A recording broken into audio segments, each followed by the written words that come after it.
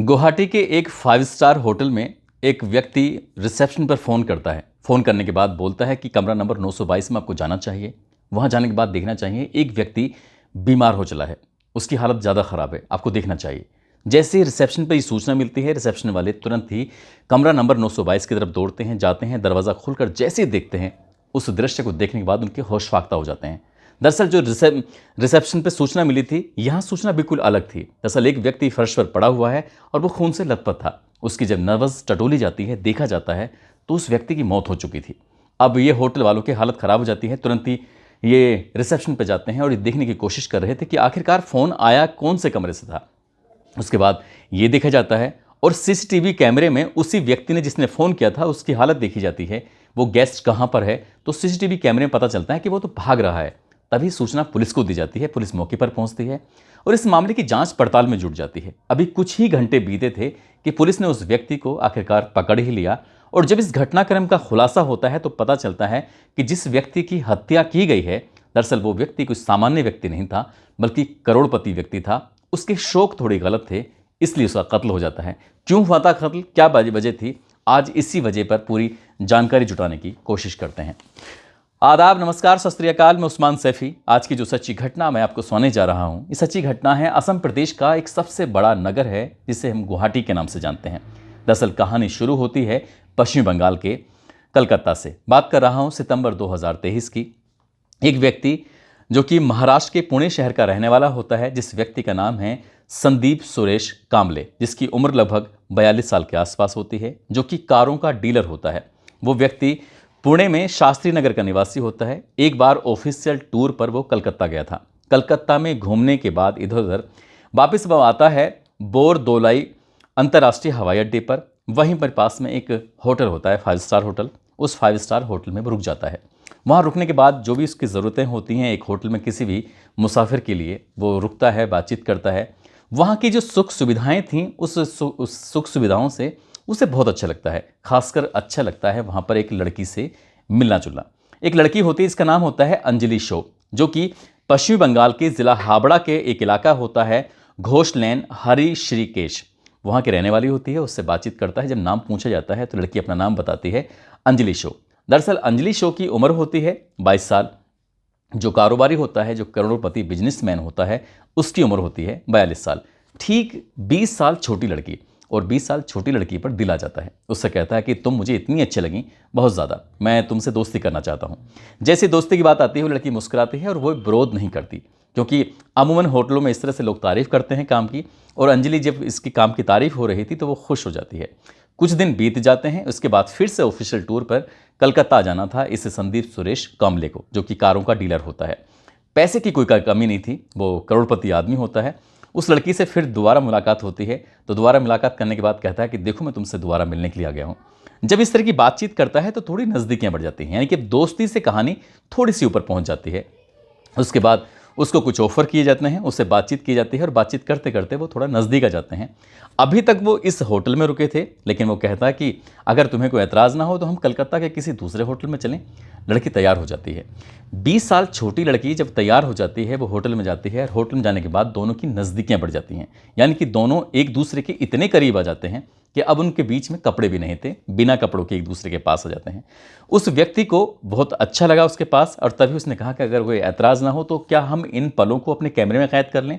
लड़की ने हालांकि विरोध किया, लेकिन जो बिजनेसमैन था उसने अपने रसूख के दम पर, उसने अपने पैसे के दम पर आखिरकार उस लड़की को मना ही लिया।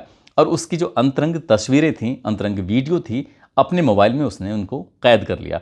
अब तो बस मिलने जुलने का सिलसिला शुरू हो जाता है। उस लड़की को कुछ दिन के बाद पुणे बुलाया जाता है, और पुणे बुलाने के बाद वही सिलसिला जो नंगी तस्वीरें खींचने का होता था, वो कारोबारी उसकी फ़ोटो खींच लिया करता था।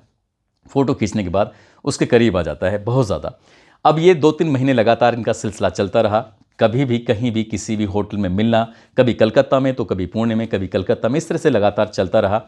और वो जब भी मौका मिलता था तब उसकी तस्वीर खींचने से वो पीछे नहीं हटता था, उसका वीडियो बनाने से भी पीछे नहीं हटता था। वो लड़की लगातार दलदल में धंसती चली जा रही थी।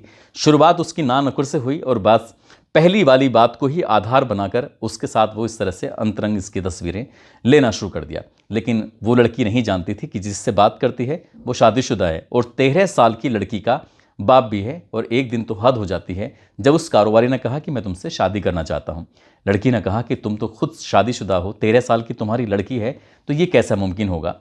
लड़की पहले से ही किसी और को प्यार करती थी।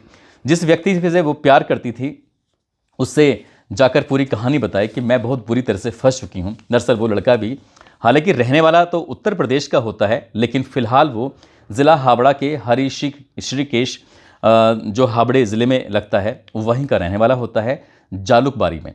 उसका नाम होता है विकास शो और अंजलि शो एक दूसरे से बेनतहा प्यार करते थे, लेकिन अंजलि ने अपने प्रेमी को धोखा देते हुए कारोबारी के साथ न केवल नज़दीक पहुंच जाती है बल्कि उसके साथ वो शारीरिक संबंध भी बनाती है और वो सब वीडियो फोटोग्राफ्स उसके कैद हो चुके थे।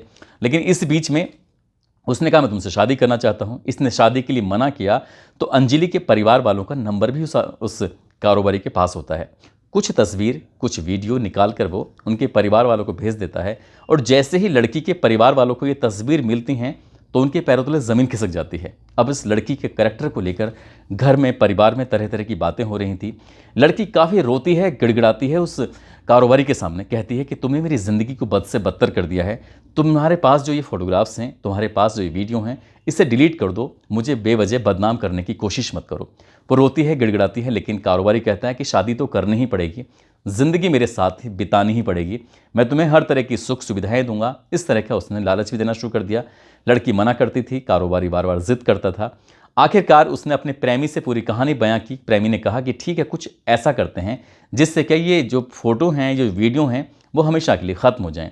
उसके लिए उन्होंने प्लानिंग की। अब प्लानिंग करने के बाद असम प्रदेश का जो सबसे बड़ा नगर है जिसका नाम है गुवाहाटी, उस गुवाहाटी को चयनित किया गया और चयन करने के बाद कहा कि वहाँ का जो 5 स्टार होटल है, जिस 5 स्टार होटल का नाम है रेडिशन ब्लू होटल, एक काम करते हैं वहाँ पर उसको बुलाओ। यानी कि 4 फरवरी 2024 को ये तय कर लेते हैं और उसमें कमरा नंबर 922 बुक कर लिया जाता है। लेकिन ये कारोबारी इस बात को बिल्कुल नहीं जानता था कि इस लड़की ने अपने प्रेमी को भी बुलवा लिया है और वो भी इसी होटल में निवास कर रहा है।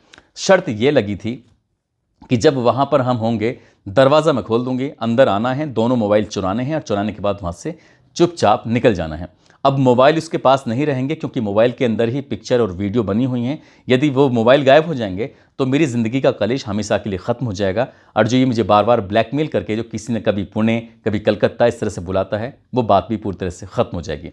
5 फरवरी 2024 की दोपहर लगभग 2:30 बजे के आसपास इस लड़की ने उस लड़के से कहा कि तुम आ जाओ, ये सही मौका है। अब जैसे ही वो लड़का उस कमरे के अंदर प्रवेश कर रहा था, वो शायद बाथरूम में नहा रहा था। इसी बीच में जब निकलता है तो उसने विकास शो को अपनी आंखों से देख लिया अपने मोबाइल उठाते हुए। अब जब मोबाइल उठा के वो भागने की कोशिश कर रहा है विकास शो, संदीप कांबले ने उसको पकड़ लिया और इसी पकड़ा पकड़ी के अंदर दोनों मोबाइल आपस में छीनने की कोशिश कर रहे हैं। कभी संदीप मोबाइल छीन रहा है तो कभी विकास मोबाइल छीन रहा है। और जिस खींचातानी के अंदर कुछ ऐसी चोटें इस संदीप कांबले को लग जाती हैं जिसकी ना तो अंजलि ने कभी उम्मीद की थी और ना ही विकास ने कभी उम्मीद की थी। वो बहुत ज़ोर से ज़मीन पर गिरता है और उसके सर में खून निकलने शुरू हो जाते हैं, ब्लड बहने लगता है। वो लड़की वहाँ से कहती है कि यहाँ से निकलने में ही फ़ायदा है। वो लड़का कहता है कि हाँ तुम सही कह रही हो।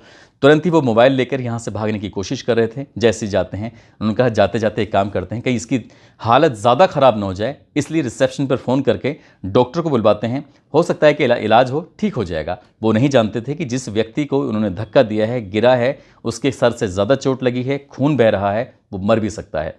रिसेप्शन पर सूचना देने के बाद अपना सामान समेटते हैं और वहाँ से भाग जाते हैं। और जैसे ही भागते हैं तो उसके बाद फिर रिसेप्शन वाले यानी कि होटल वाले उस कमरे में पहुंचते हैं और वो व्यक्ति मर चुका था जब उसकी नवस टटोली जाती है।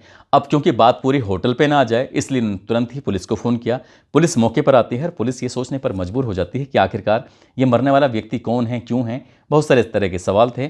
पुलिस ने जब इन सवालों के जवाब जानने की कोशिश की तो सबसे पहले CCTV कैमरे खंगाले गए और CCTV कैमरे खंगाले गए और ये पता किया गया कि दूसरा जो फ़ोन जो आया था ये सूचना देने के लिए, वो कौन से कमरे से आया था। अब उस कमरे की भी तलाशी ली जाती है। साथ ही वो व्यक्ति तो वहाँ से जा ही चुके थे। CCTV कैमरे के माध्यम से पता चलता है कि वो तो यहाँ से बहुत तेज़ी के साथ निकले हैं।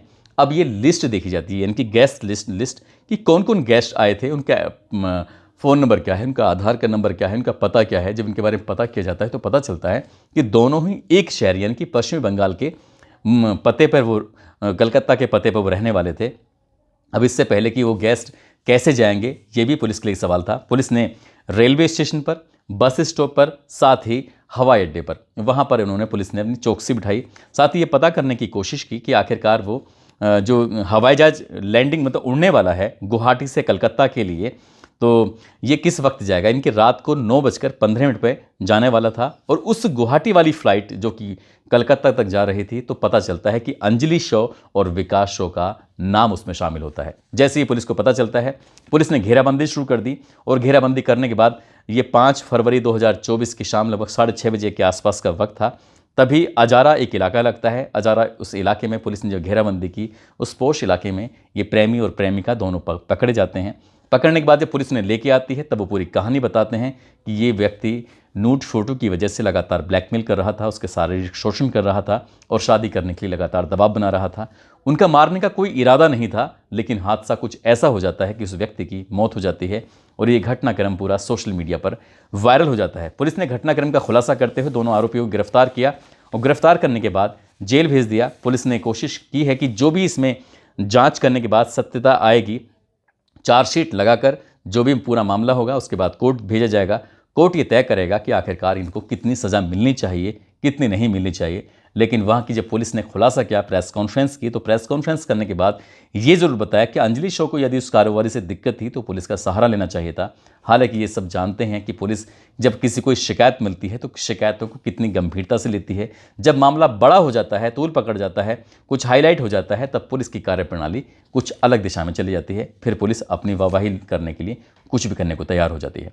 दोस्तों, इस पूरे घटनाक्रम को सुनाने का उद्देश्य किसी को परेशान करना नहीं है, किसी का दिल दुखाना नहीं है, बल्कि आपको जागरूक करना है, आपको सचेत करना है। और जाते जाते आज आकाश तिवारी हैं, अंशिका पटेल, शोभा कुमारी, रिहान शेख, अलीना सैयद, वीरेंद्र यादव, रौनक कुमार, विकास मौर्य, रीना यादव, आज इन सभी का जन्मदिन है। इन सभी को जन्मदिन की ढेरों सारी शुभकामनाएं, बहुत बहुत मुबारकबाद। आप सब लोग अपना ख्याल रखें, सुरक्षित रहें। जय हिंद, जय भारत।